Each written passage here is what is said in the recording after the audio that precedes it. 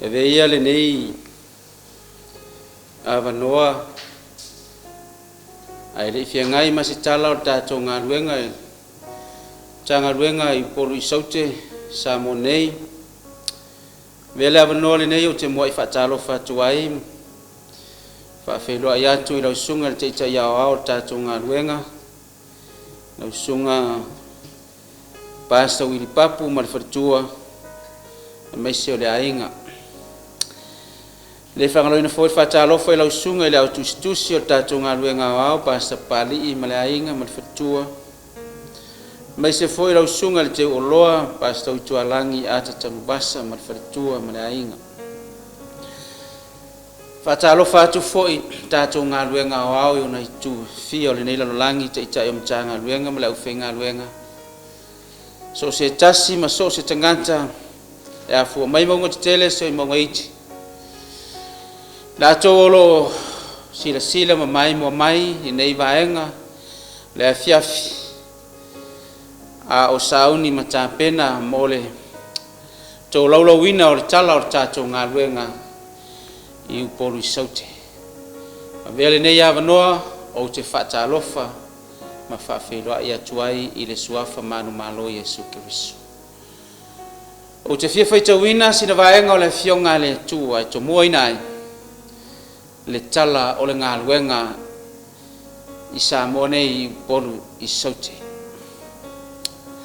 le tuso salamo se lau lua tolu suma le ono lona fai upu mua faapea lona faitauina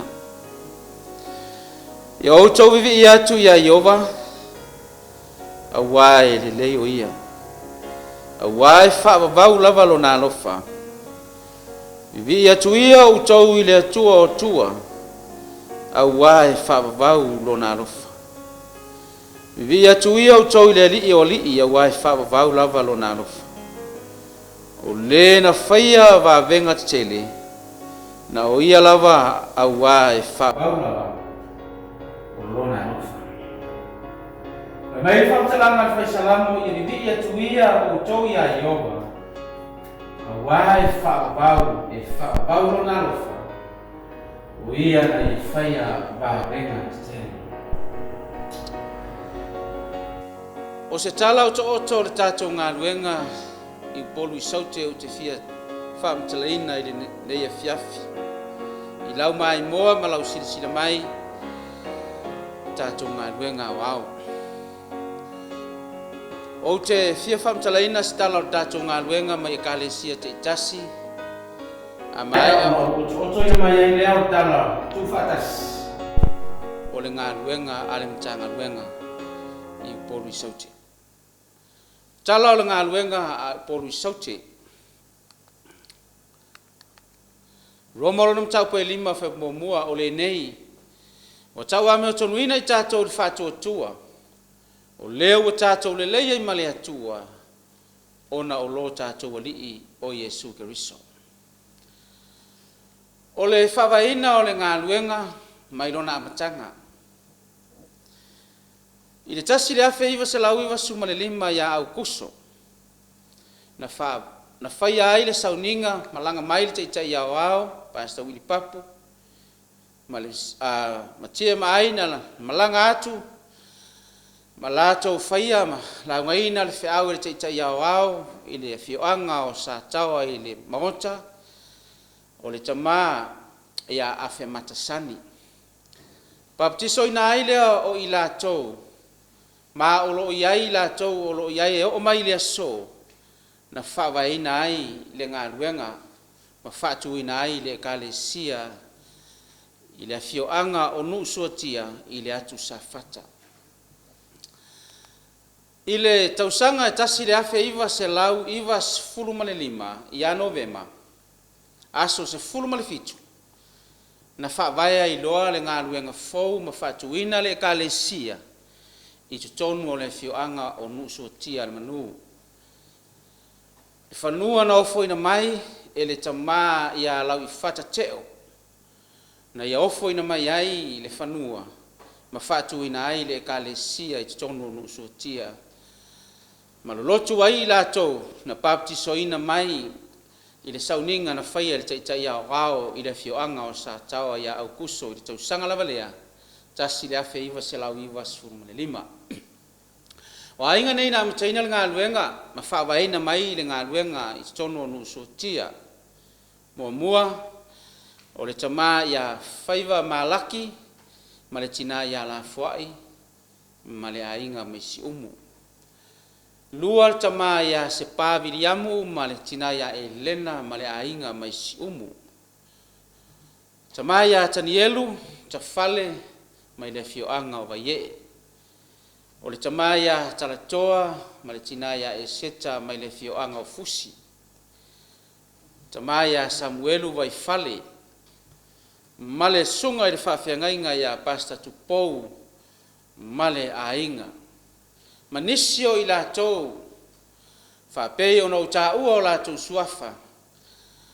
Le tamai a whaiva malaki la whae o loo iai e o mai lea so, ia manisi ua le au lia mai, ma le o to iai i le taiminei.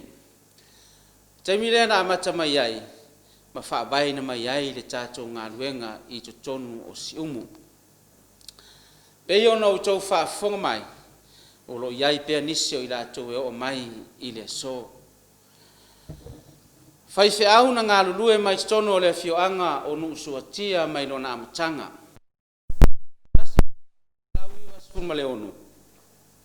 O le ulu ai faifeau na tofia i tono nuu suatia.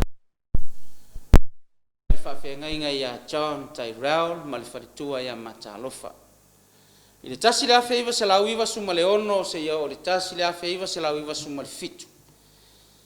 Suitulanga sunga ia sasa ma le wharitua ia mangao. Tasi le afe iwa se lau iwa suma le valu se ia o le tasi le afe iwa se lau iwa suma le iwa. Ia ona suitulanga atu lea o maua ia po au nei Laulala Vaisigano. Ia ai maise o le tina ma le whanau. I le tausanga e lua afe na suitulanga tuai le sunga ia toe afe mata. I le lua afe a ngai atu i le lua afe ma le lima. Ia ona o toe fo i atu lea i tonu o lea fioanga i nusuatia. Ma Galulue ai se ia o tu i le tausanga e lua afe ma le ono.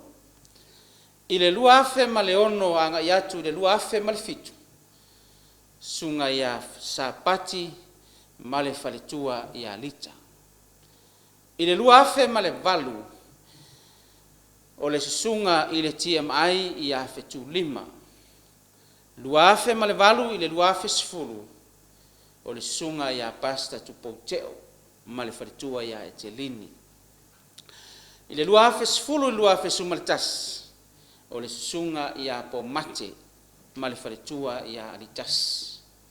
Lua afe sumaritasi le lua afe sifuru ma le lua. Pulotu ma le whalitua ia Olivia. Se ia o atu le lua afe sifuru ma le lua i le lua afe sifuru ma le toru. O le sunga ia pasta Tala ma anai mai esi ma le whalitua ia Susitina. Se ia o atu lava i le tausanga e lua afe lua sifuru whapeona iai le sunga i le whawhengainga ia senetali ma le wharitua i a sisi. O leo whai o le Ekalesia i le taimi nei, tono o le fioanga o nusuatia e 5 ma le wha. Ma tā whale e iwa a inga o le sunga i a mua i malai teo o le taitai toe ina lea, o le sunga i le toe ina i a tun mafono ma le a inga. O le sunga i a Tutuila mu tau mawhai ma le ainga. O le sunga i a Sangala ni marota ma le ainga. Sunga i le toi ina i a Toni ma le ainga. O le sunga i le toi ina i a le musu sione ma le ainga. A pea le wharitua i a se poima toe ai maise o le whanau ma le tina matua i a Talaotooto. Ainga lana o lo iai e o mai lava i le so o lo Faavaeina ai le tātou Galuega mai nusuatia. Sunga la i le whawhengainga i a senetali ia olo ia nei tatou Galuega inu suatia i le lua afe lua sifulu. Sina tala atu o tatou Galuega i fausaga i le tausaga e lua afe ma le ono sa faavaeina ai ma faatuina ai le Galuega i fausaga i le aiga o toleafoa peitai o ni faaletonu ma ni mafuaaga na mafu ai ona le toe faauauina le tatou Galuega i fausaga e o mai le taimi nei a o lo iai le faamoemoe e toe faatuina le tatou Galuega i fausaga i latou sa iai le Galuega i lea taimi i fausaga le lua afe ma le ono faiva malaki ma le aiga soa mamala hakai ma le aiga se fau ma le aiga toleafoa ma le aiga o faifeau nei sa galulue ai i le taimi lea Laulala Vaisigano ma le aiga pasta Tala ma le aiga e noka ma le aiga tavita stawas ma le aiga e sikia sunga i le aoao ae maise o le aiga i le taimi nei o loo taumafai ina ia toe faatuina le tatou Galuega i totonu o fausaga o sina tala le tatou Galuega i Siumu i le lua afe sifulu ma le fitu i le aso lua o te sema na faatuina i loa tatou Galuega fou i Siumu o aiga na faavaeina le tatou Galuega i Siumu o le tamā ia faiva malaki ma le faletua ia lafoaʻi ma le fanau sunga le toeina ia sagala ma le faletua ma le fanau sunga le toeina ia savea atiga ma le fanau sa ili malo fua tuaena ae maise o le faletua ma le fanau so amamala pulou ma le aiga le musu sione ma le aiga faifeau sa galulue ai ma aʻoaʻo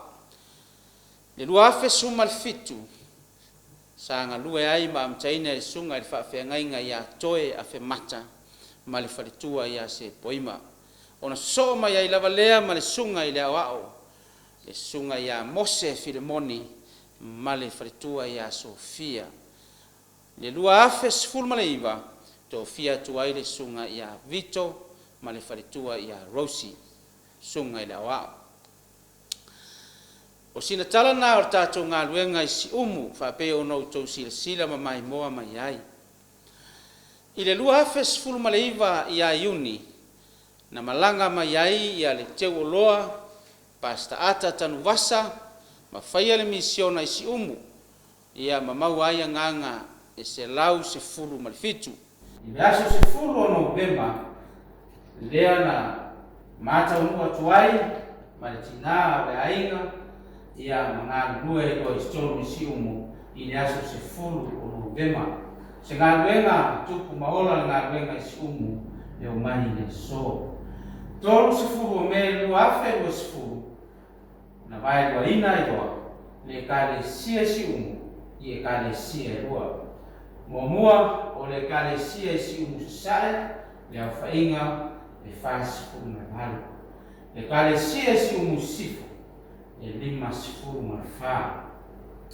aiga o tafale o lo Galulue Siumu Sasa'e taimi nei faafeagaiga iā Laulala Vaisigano ma le aiga tumālō alae ma le aiga savea atiga ma le aiga tolo fasio ma le aiga savea sione ma le aiga soʻisoʻi ma le aiga sietefalo ma le aiga ma matafale taitotasi pe o tinā ia faatolo ma le tinā ia vaoesea ma le fanau o aiga la ia o faavaeina ai le Ekalesia Siumu Sasa'e faapei ona vaeluaina i Ekalesia e lua Ekalesia Siumu Sisifo aiga po matafale o iai le aso Laulala Vaisigano ma le aiga faiva malaki ma le aiga sa ili malofo atuaina ma le aiga sa le vao atiga ma le aiga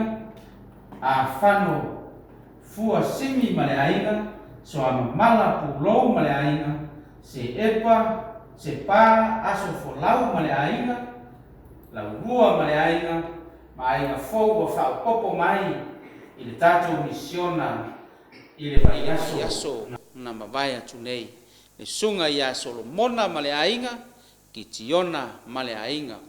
O matawhale taito tas o le tina ia tu ese ma le whanau.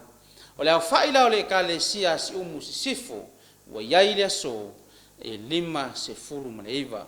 Ma o lo manuia fo i le wha solonga o le Galuega le atua i ainga o lo iai tonu o le tato Galuega i Siumu i Sisifo i le aso. O le ripoti le Tala le tato wa masala la i Sapunaoa.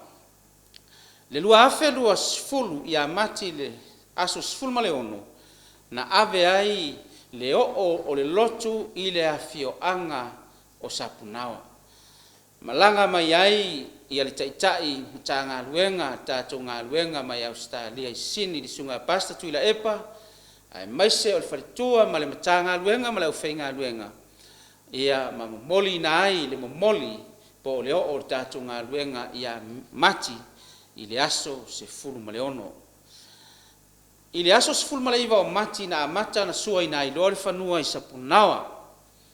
Na ofo ina mai le whanua o le ele le sunga le whaafehangainga ia au mua mo le lupe whaapea le ainga ua whaatu ina nei le tato Galuega i tonu o Sapunaoa.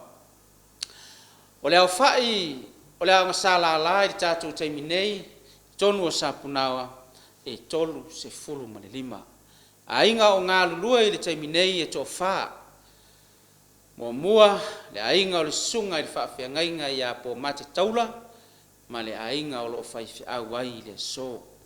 Sunga i le Taitai toina ia sala faipulotu o lo avea ma Taitai toina o tato Galuega po le au masa mai Sapunaoa. Tama ia ta male siliniu ma le ainga mai se fo i le tina ia ta male le hotele ma le whanau. O tangata taito tas tonu o tato Galuega i Sapunaoa o le Talavou ia whaatepa whaalongo ma le Talavou ia sue le avasa ma le Talavou ia lupe le avasa. La tou na o lo Faavaeina ai le tato Galuega ma o lo manuia foi le tato Galuega i Sapunaoa. Sunga i le whaafengainga ia po mate o lo avea mawhaifeau o tato Galuega i Sapunaoa nei. O sina ripoti mai tato Galuega i Samusu o Samusu ia o lo fai ai le tato Galuega amata o lo avea o sea o ngasai le Faavaeina o sea o ngasala a o lo wa amata ina ai le tato Galuega i sapati taitas. E le talaina la tato wa ngasala la il Taimi nei le aso se fulu au kuso na fai ai le youth revival i tonu o le Galuega i Upolu Saute po le Matagaluega ma maua ai tangata e se fulu ma le tolu. O le au fai o i la tou o lo lotu ai tato Galuega o lo tau fai mai Samusu i le aso e lua se fulu ma le lua o lo amata ai le Galuega i Samusu i le maota o le falitua malolo manu malo i a susitina ma naima yese mai o lo iai pea le ao le atua ma iai pea le whaangasolonga o polkalame e o mai le Taimi nei. O sina Talaotooto o tato Matagaluega i pe ono fai atu i le Taimi o mawai. I le tau amatanga o tato Galuega le tasi le afe iwa sifuru, tasi le afe iwa se lau iwa sifuru ma le 5, sa tasi le Ekalesia i nusu atia a o tasi le Matagaluega i Samoa. Peita iane o le lua afe sifuru ma le 5 sa avea i loa ma Faavaeina i loa le Matagaluega i Upolu Saute i na ua iai le fuafuanga a le Taitai ao ma le komiti ua vae toluina le Matagaluega a Samoa i Matagaluega i tolu. O le ulua i Taitai Matagaluega o tato Galuega i Upolu Saute i le lua afe sifuru ma le 5 o le susunga ia pasta Tala ma naima yesi. Se ia o mai lava i le lua afe sifuru ma le 5. I le lua afe suma le 5 ia Novema i le aso sifuru ia na tofia tua iloa ia au nei po Laulala Vaisigano lea o to ina atu tala o tato Galuega ia mama Galulue iloa i le afioanga o Siumu e fisoasoani i le tato Galuega. O le campaign mua ia Januari i le tausanga e lua afe, lua sifulu, na whaailoa iloa, e le sunga i le autustusi o whaimasui o komiti au, o le avea lo nei tangata, e te o vaina pe tau aveina na Tagaluega. Peita iane, ia o te talanoa atu i le anganga ma le whaaloalo o silasila le tātou Galuega i lau sunga Taitai au ma le komiti.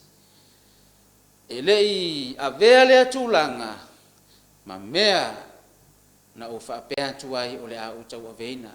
E ui lava i le ngase o le sunga le Taitai ma Tagaluega, ai sa tau ave pea e ia le Galuega se i o mai, i le taimi na whaamanawa ina ai e le atua Galuega lana au auna. O le Taitai ma Tagaluega la, i le taimi le lua afe, se fulmale lima se o le lua afe sumaleiva, o le susunga ia pasta Ta'ala ma nai mai Iesu. O le au whai o Ekalesia ua iai i le aso e wha Ekalesia. Mua o le Ekalesia inu suatia, lua o le Ekalesia Siumu Sasa'e, tolu o le Ekalesia Siumu Sisifo, wha o le Aoga masala la i tutonu o Sapunaoa. Pea fo i ma le tātou Galuega o lo tau mawhai mai i Samusu e o mai i le aso. Peila ona tau mawhai e whaamtalatala ina atu. Faifeau Galulue i le taimi nei.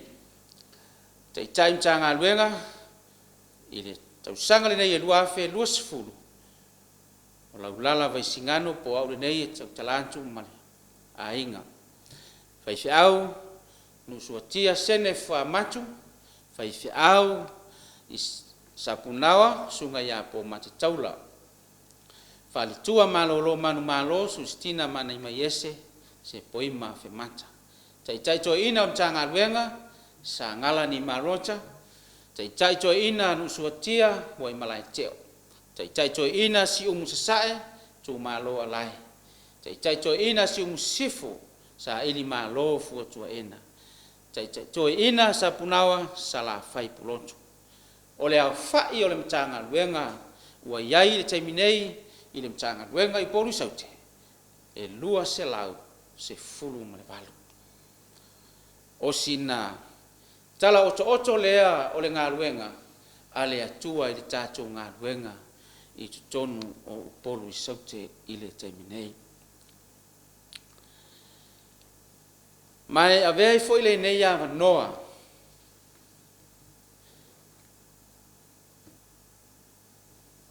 fai hai leo masui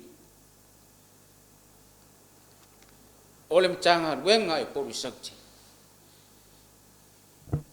O te wha leo ina ai le langona o le Faafetai. E mai le ta ele o le loto o te Faafetai tele ai i le tātou Galuega au i lau sunga i le Taitai au Pastor Willie. Ai maise o sui o le komiti ma Taitai o Matagaluega. Ona o lo tau langolangoina ma le soasoani i le Galuega i tutonu o Upolu Saute. Ua whaea ina ai le ngata i le Ekalesia inu suatia, Ekalesia Siumu, Faafetai lau sunga i le teo oloa Pastor Ata, Tanuwasa, ma le Matagaluega. Ua mawhai o na manuia ai le Galuega i Upolu Saute i le Ekalesia Siumu. Faafetai fo i lau sunga Pastor Tutuila epa, maise o le whalitua ma le Matagaluega i sini Australia mo le tātou Galuega i Sapunaoa. Whaapea ai fo i o le lango o tātou Galuega o au i so se tafa ma so se tulimanu o le lalolangi.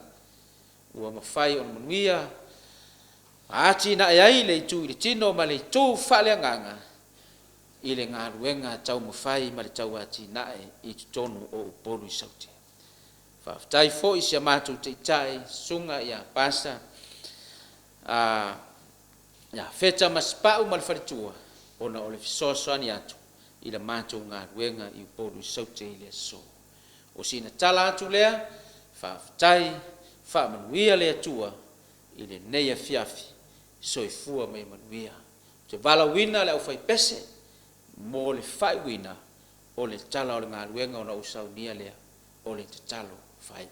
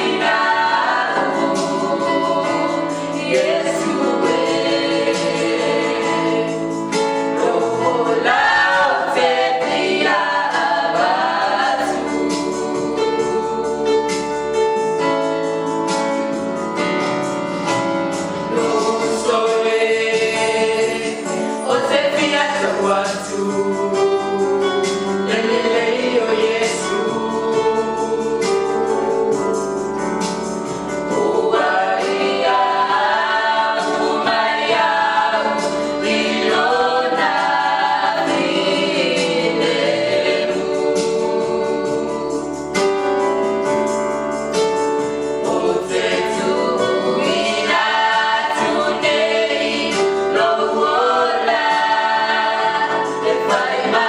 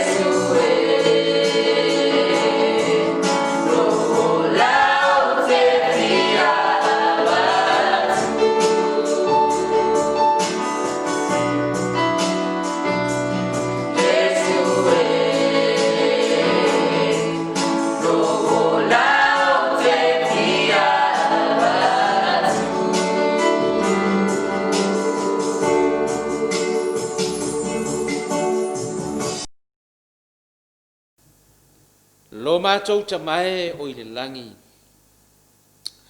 E fo i atu i la wafio le vi inga e le au noa.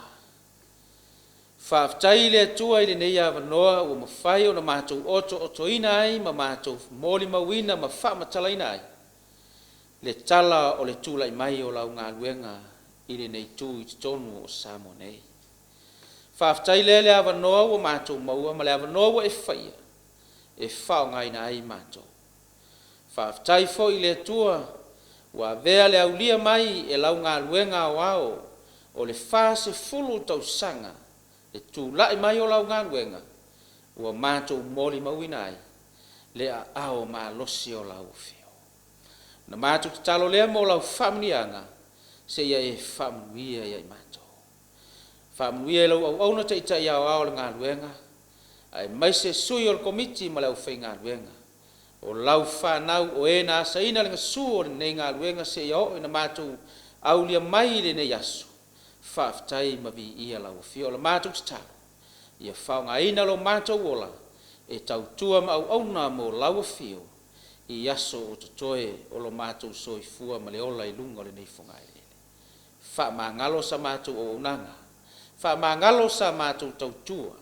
Wha mangalo so mātou whaaleto. Ia vi ia lo suafa Iesu. Ia vi ia lava lau fio e whaavavau lava. Amen.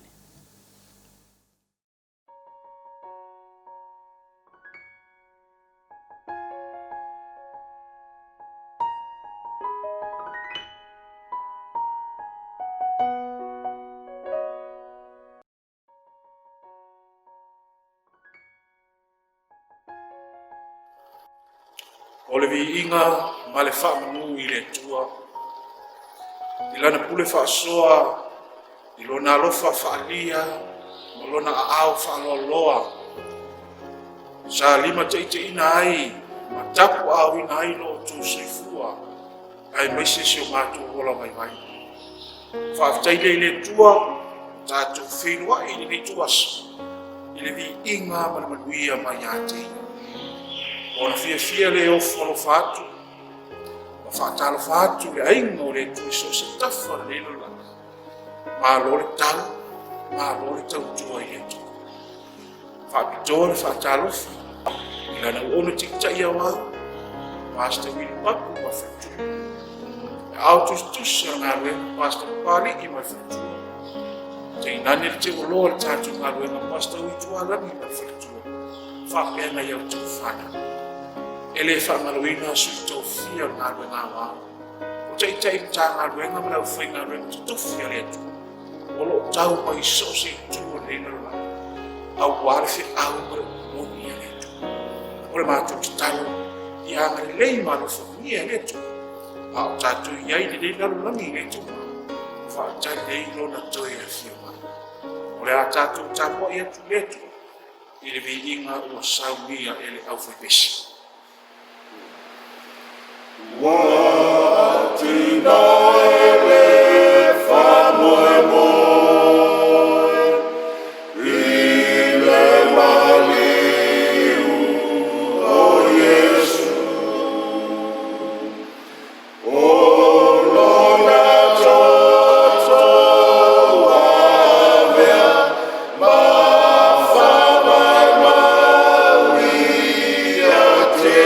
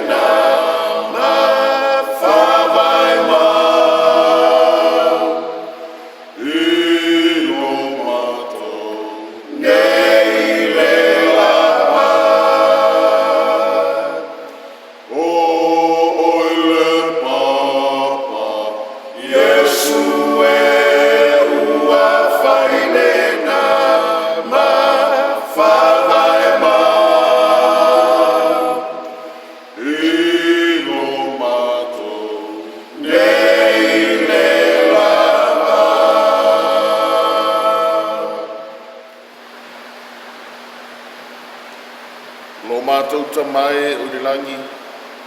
Whaafitai le nei awanoa o mwhai o mātou maua le ie. O mātou o mai ai e whaafo i atu la mātou taulanga whaafitai a te oelo mātou atua e toa tasi. I le mwhai o nā ulia mai e lau ngā nuenga Samoa tutoa tasi le rarolangi atoa. Le atoa o le whaasa furu tausanga. Talu ona e tau a ao ina mai na ngā nuenga le ie i a te i mātou. Ora mātou vi ia rea ma mātou whaamanuina lau suafa. E whaavavau lava. Whaamanuia lau a fio i sauninga uma le ie au wā. Le whaamoe moe o lau ngā nuenga. Whaamangalo i o mātou wharetonu. Ia vi ia lava lau suafa e whaavavau lava. Amen. Ole a tātou ta. Lo mātou ta mai o i le langi. O e lava lo mātou o tua moni e tō tasi o le ou le mana ma le malosi i malava. Mātou te vivi i ma whaafetai atu i lau fio mai li ta ele o mātou roto. Na wai e whausu le soifua o au auna. Ai maise o lou whanau ma lau ngā ruenga o ao i so stafa o le ke lope i le alofa siri ese o lau fio. Whaafetai le malosi, whaafetai le ona, whaafetai au wavenga ma lau whamalolonga i o mātou tino au wale. O le atu le nei tai au a nganga pa ia fio mai, au wanitia le nei sauninga wa amteina. Le ngata le whola freina o lau upu, tāro sanga ma vi inga, ai maise o le tala o lau ngā ruenga i Amerika Samoa. Whaau le whaafonga lau ngā ruenga o au, ai maise si o mātou watu ni pele o Samoa. E whaafonga ma maua le awanoa e whaalongo ai nei polo kalame. Li ia oelo mātou o tua, whaamanuia lau ngā ruenga e maise o mātou te tai so stafa o le lalulangi. Laulala suafa Iesu o mātou wole ma wala au atu ai nei. Amen. Ai tātou te le i whia ngai manitala o le ngā ruenga Amerika Samoa i le nei tai au. E iai se vaenga o le tuspa ia o le upu a le atua o te fia tau talangia i le ni asu. I sei alona mta upu e whaasfu le iwa, au lona whai upu e sifu ma le lima, e whapea lona whai tawina. E ngalo ea i le whawhine lana tama o susu. E nā te lea lofa ea i le tama lona lava manava. Ai lava e ngalo i a te i lātou. Ai le ngalo lava oe i a tia. O upu ia o upu na tulei mai le fufonga o Jehova, le atua o Israel. Ina ua mai e le atua le whiau whaamafa le whanga mo le lungo le atua, e awala i le perofeta o Isaia. Ai whai mai le langona ma le manatu le lungo le atua. I le Isaia me te au pe whaasfu le iwa whai upe sfu mai wha. A ua whai mai siona. Ua lafo ina a ue Jehova, ua ngalo mai au i le ali. O le manatu lea ua iai le nuku o le atua, ua manatu o tu lafo ina, ua manatu ua lea lofa mai i le atua, ua lafo ina i la tau i Jehova lo la tau atua. O na tali lea o le atua i le whai upu lea, ua wha au tu iai le tai au nei, whai upu e sifuru ma le lima, whai mai le upu a le atua. E ngalo ea i le whawhine lana tama o susu. E nā te lea lofa ea i le tama o lona manawa. O le whesili lea wa whesili ngia i le atua lona nuku o Israel.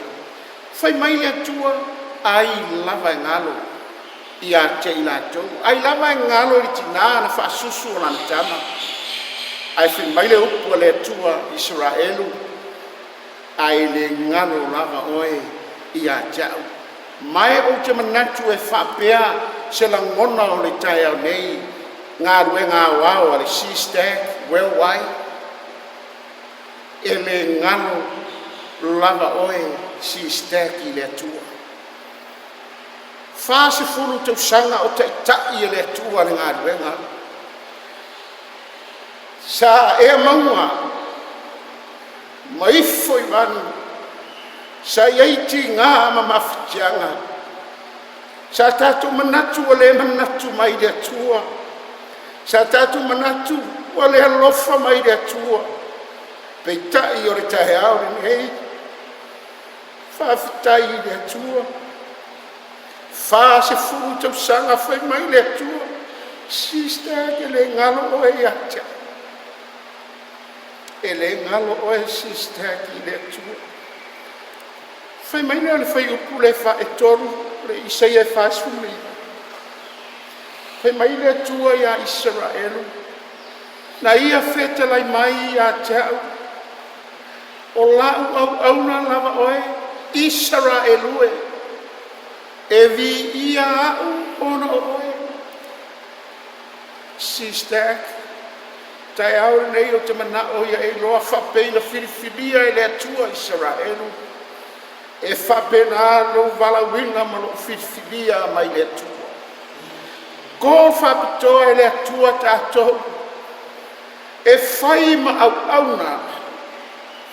E vi ia ai le atua. SISDAC, e vi ia le atua. Ona o ai, ona o a, ona o i tātou. E le umi se whamanosi, o le mawhai ua re tae au le. Te whai ua atu i le whamatamaga le whai salamu. O le au whainga lea o le manatu o le tae au nei, ma le te au o le tae au nei. Salamu le lima whai upu mua i le lua. Vivi atu ia o tau ia Iova. Vala watu i lona suafa.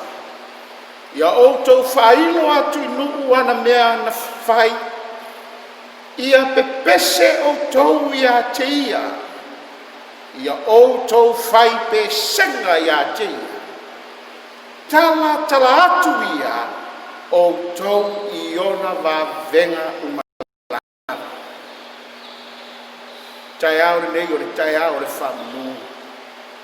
O le tae ao le viinga, o le tae ao le Faafetai le atua, ona o le Faasefulu tausaga na taʻitaʻi mai ai le atua i lana galuega.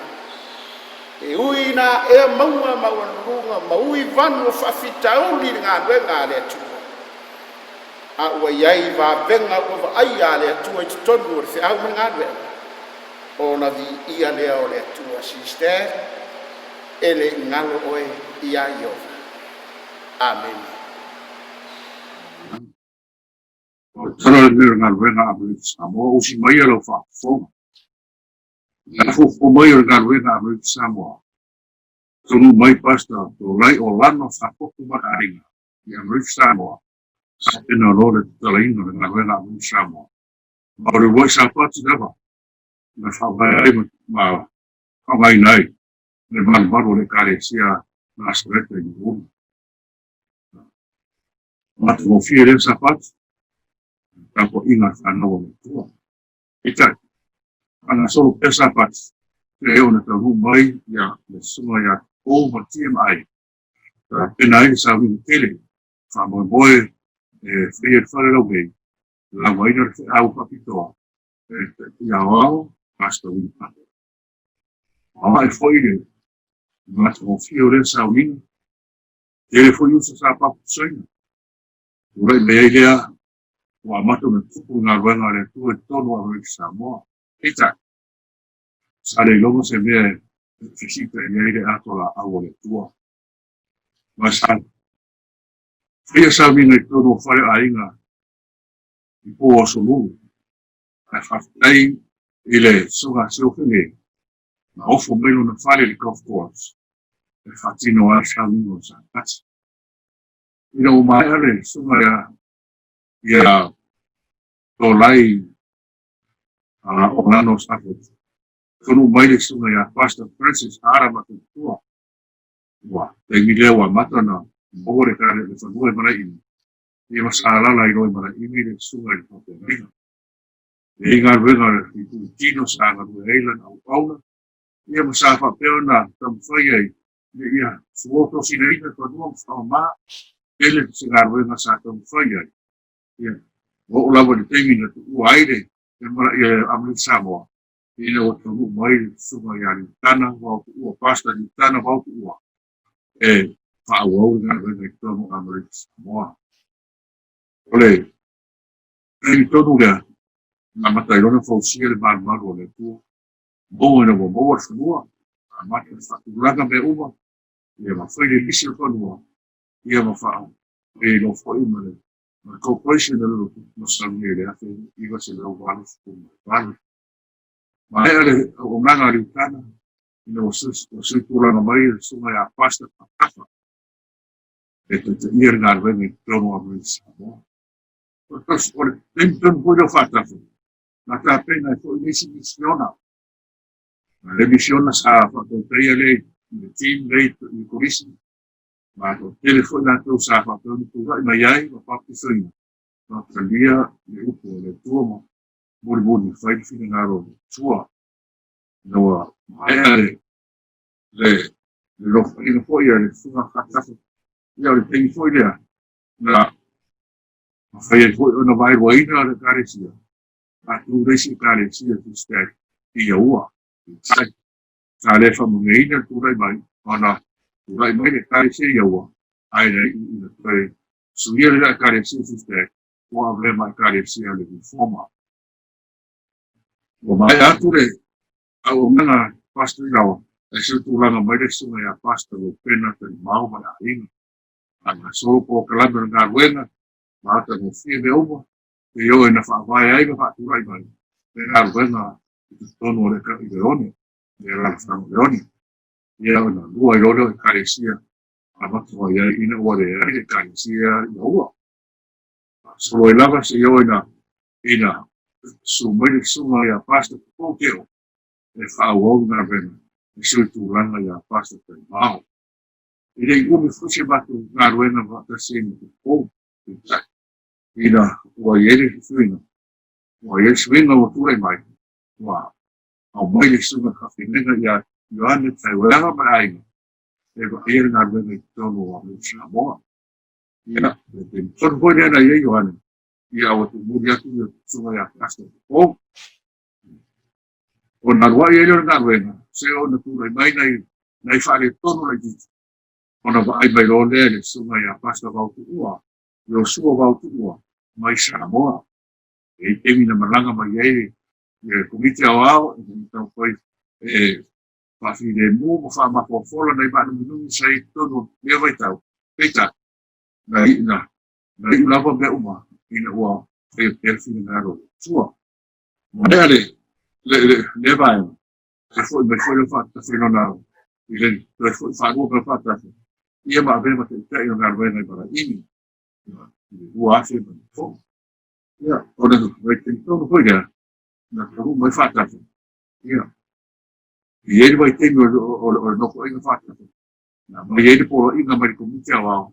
I ngai whai te au o iei tono o Amrika Samoa. Te sunga ia Ioane te wea masalamo. Ina mawhai. Maua lewa noa. E malanga ari au au. E o tawina i mai Nisila. Sali te ina salamo. Ai na turia Ioane.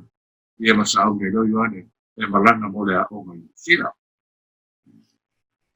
Ua, pai fono i te wao i mua fu mareono. Maua resu inga. Ia o asu ia mai a pasta whakata. Ia pasta uitu a langi ata pasa. Hemi foi la lea. Ia na Matai o fuori na ruena. Mose whanua fou. Ina ua tau whai atu nawa. I sunga ia poilo. O whai a poilo. Ia e remu whaigavona ta ria poiloa. E mana o whatau whanua. O leana mana o aia. E ato. Sua e losa isi whanua. Ia maua e losa whanua. O le tō whai a pāmo fie i kura ia. Lea ua whai e o le whatauina. Ia mawhausia i loa. Ia le malu. O le muasu na whariwa. Ia na amata i loa. O na ngawe ina. Le whanua i pera. Ia. Lea ua ta ua nei. O avea nei. Ma lau bua o le na luenga. Tutu kasi i le Samoa. Tonu lava le vaitau mea.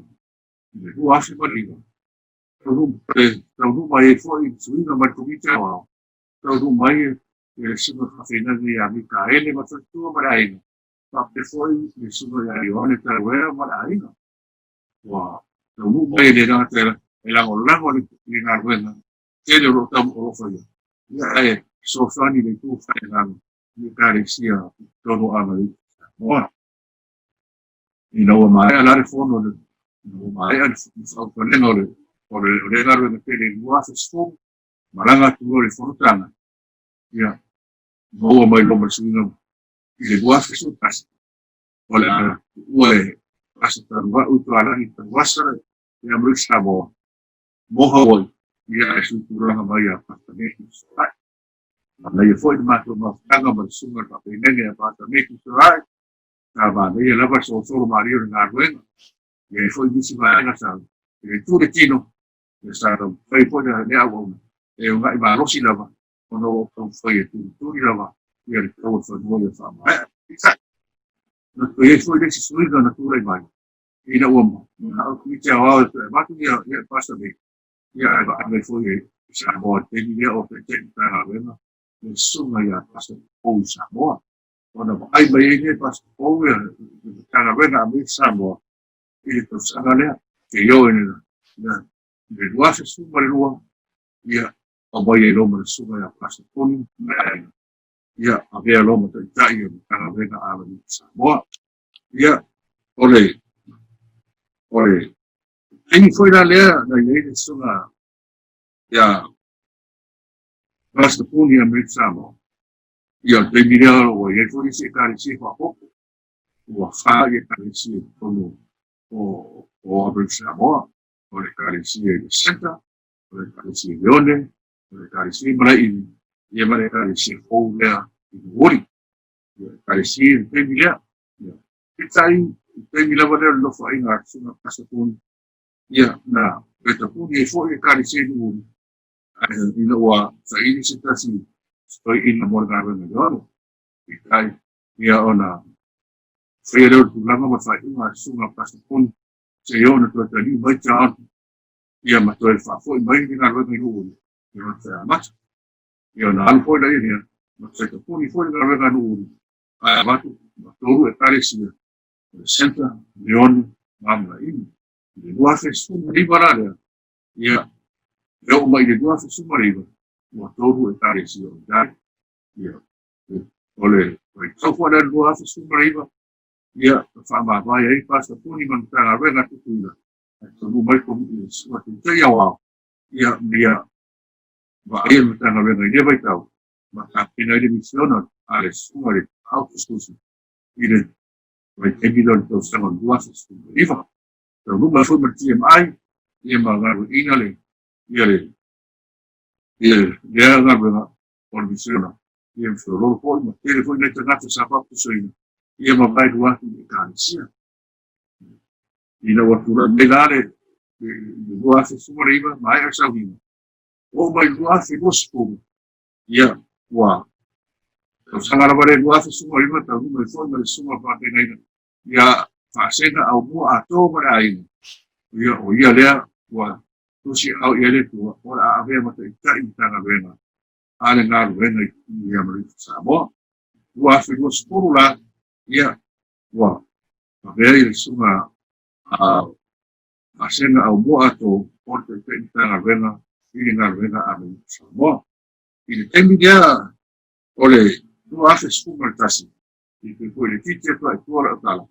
Le dua afe sumartasi na kapena I misi ona telefon sa whapeo na Taitaina Malawaina I le sunga te te au ma se pisona matua te lelo na to telo te ngata sa whapeo na papu senai. Dua se lau on tupu te ngata sa papu senai. Yes, amiga. Ia, ma te ai sa whapeo na mai. Ile sofani I Galuega I le tausanga ia o le pisona te te au. Ile tausanga puri au ia ina wa te inga sunga ia pasapuni. Na mai e foi esse sofani mai I Galuega Tutuila. Na tau mai ai foi le sunga Faafeina ia au arpati morilupe. Au mua arpati morilupe. Maraina. Ia oe na tau mai ia sofani Galuega Tutuila. Ia masavelo mo Faifeau tono maraini. Taitai sa mfeno to e le suinga. Ina o mfeno to e atu au mua. Ina o suinga mai le tatu misiona Samoa ai whawau pēr te inga tunga pasaponi ia mai au whainga bene toro a mo Samoa. Ole, whaina lea o maea Michelle Tele. Ale sunga a Augustus. Na tofi FAAPITOA i loa ma. Fifi FAAPITOA i loa le sunga ia i ano le mamea. Le sunga le Augustus. O ia o le awa o wasaki. Ai mo mua. O ia o le awa o. Mea mo ia o awa o. I le Ekalesia Siumu. Ma le wafe o skungu la le timi nei. Ia o le whainga venga la leo o i nei tono a Brit Samoa. O te tanga venga. O le sunga a whainga ia whasenga au hoa a tō. O le teitoina no tanga venga. O le sunga ia Pihamina Siatunu'u. O si teitoina. O le sunga le toina ia David Benjamin Siatunu'u. O le Augustusu na venga a Brit Samoa. Le whaikua ia le ua, ai ono Frost. O le tuoloa na ale kari antanga venga a Brit Samoa. O le whaikua ia si neifa tau ina. Enya mina. Ma whesi aworo ia nei mara ini.